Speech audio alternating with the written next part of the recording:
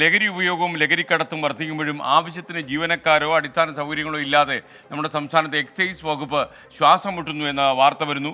സേനയുടെ പരിഷ്കാരം ആവശ്യപ്പെട്ട് ഭരണപരിഷ്കാര കമ്മീഷൻ റിപ്പോർട്ട് നൽകിയിട്ട് 4 കൊല്ലം കടന്നുപോയി. എന്നിട്ടും കാര്യമായിട്ടൊന്നും സംഭവിച്ചില്ല എന്നാണ് നമ്മൾ മനസ്സിലാക്കുന്നത്. ലഹരി ഉപയോഗത്തെ തുടർന്ന് കഴിഞ്ഞ 2 വർഷമായി സംസ്ഥാനത്ത് രജിസ്റ്റർ ചെയ്ത ക്രിമിനൽ കേസുകൾ മാത്രം പരിശോധിച്ചാൽ മതി സ്ഥിതി എത്ര ഗൗരവകരമാണെന്നറിയാൻ. അന്യ സംസ്ഥാനങ്ങളിൽ നിന്ന് വരുന്ന ലഹരി മരുന്നുകൾ വിവരങ്ങളുടെ അടിസ്ഥാനത്തിൽ പിടികൂടുകയല്ലാതെ ഇവയുടെ വരവ് തടയാനുള്ള ശേഷി സംസ്ഥാനത്ത് എക്സൈസ് സേനയ്ക്കില്ല.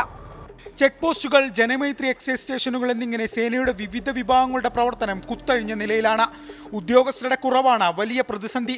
ഡിവിഷണൽ ഓഫീസുകൾ, സോണൽ ഓഫീസുകൾ, തിരുവനന്തപുരം എക്സൈസ് കമ്മീഷണറേറ്റ് എന്നിവിടങ്ങളിൽ 187 ക്ലർക്ക് തസ്തികകളും 18 ഹെഡ് ക്ലർക്ക്, 20 ജൂനിയർ സൂപ്രണ്ട് തസ്തികകളിലും നിയമനം നടത്തണമെന്നായിരുന്നു ഭരണപരിഷ്കാര കമ്മീഷന്റെ ശുപാർശ.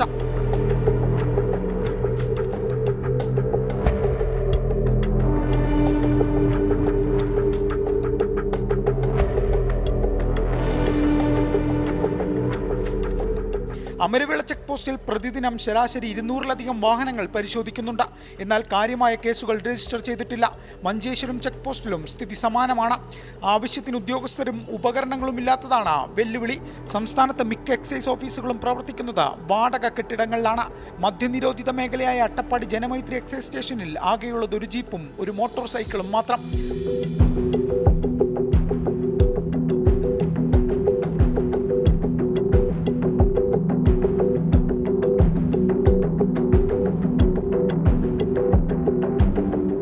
വാഹനങ്ങളുള്ളിടത്ത് ആവശ്യത്തിന് ഡ്രൈവർമാരില്ലാത്ത അവസ്ഥ. നിലവിലെ പ്രതിസന്ധികൾ പരിഹരിക്കാൻ പുതിയ തസ്തികകൾ ഉൾപ്പെടെ സൃഷ്ടിക്കണമെന്ന് കാണിച്ച് 2023 നവംബർ 28-നാണ് ഭരണപരിഷ്കാര കമ്മീഷൻ റിപ്പോർട്ട് സമർപ്പിച്ചത്. എന്നാൽ ഒരനക്കവുമില്ലാതെ ആ റിപ്പോർട്ട് സർക്കാരിന് മുന്നിലിരിക്കുകയാണ്. പതിവ് പോലെ സാമ്പത്തിക പ്രതിസന്ധിയാണ് എക്സൈസ് നവീകരണത്തിലെ പ്രതിസന്ധി എന്നാണ് വകുപ്പിന്റെ അനൌദ്യോഗിക വിശദീകരണം. ലഹരിക്കെതിരെ സംസ്ഥാനത്ത് മുറ പോലെ ക്യാമ്പയിനുകൾ നടക്കുന്നുണ്ട്. ഇതുകൊണ്ടൊന്നും മതിയാവില്ലെന്ന് എല്ലാവർക്കും അറിയാം. എന്നിട്ടും സംസ്ഥാനത്ത് മിനിമം സാങ്കേതിക സംവിധാനങ്ങൾ പോലുമില്ല. ഇതിനൊക്കെ ആര് മറുപടി പറയുമെന്നാണ് പൊതുജനങ്ങളുടെ ചോദ്യം. വിജയശങ്കർ, 24, തിരുവനന്തപുരം. പൊതുജനം കഴുതയല്ല സാർ. ഏറ്റവും വലിയ കീറാമുട്ടി മറ്റൊന്നാണ്. സംസ്ഥാന തലത്തിൽ ഒരു ലഹരി വിരുദ്ധ ക്യാമ്പയിൻ വരുന്നുവെന്ന് ഇരിക്കട്ടെ, അത് താഴെത്തട്ടിൽ പ്രചരിപ്പിക്കേണ്ടത് ഈ എക്സൈസ് ഉദ്യോഗസ്ഥന്മാരുടെ ജോലിയാണ്. ഉദ്യോഗസ്ഥർ ബോധവൽക്കരണത്തിന് പോയി കഴിയുമ്പോൾ ബേസിക് ആയിട്ടുള്ള എക്സൈസിൻ്റെ ജോലി ചെയ്യാൻ ആളില്ലാതാകുന്നു. അതാണ് മറ്റൊരു പ്രതിസന്ധി.